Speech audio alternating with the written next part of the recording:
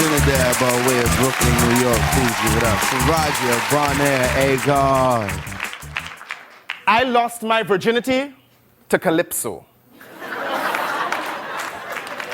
To the songs of slaves, the ghosts of souls that disappear with languages lost. My grandfather's French-African patois never sang to me his talk some, keep some philosophy meant swallow all your pride. None of his chantwell hymns or oui papa, except through these songs.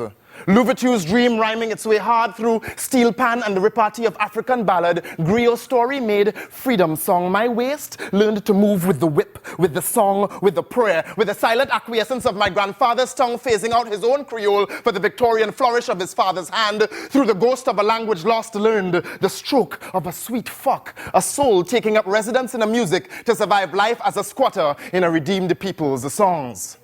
I lost my virginity to the echo and crackle of the can brulee. First declaration of emancipation, Bacchanalian festival turned revolt, turned African, turned lost tongue, turned the still raging fire hollowing out the soul of the oil drum to survive Africa as a stubborn tenant in a European mask. We learned how to fuck like this sweet wine, like surreptitious, like uprising, like make more Africans while mass asleep, make more drums to replace the ones banned, more tongues to replace the ones cut out and made to flop useless on the cocoa floor, the one my grandfather replaced with the Blackfoot dance of the coffee bean and the bois of the gael and the future for his children and the land that he left. This is how we learn to move slow, figure 8 from the waist down, put the heartbeat into the grind and the juve and the dimanche gras. We learn to move like sand, shift like the chatter of forbidden tongues, Lauren Rivet and Shango Baptist, and all that is Africa in Trinidad land on our shores.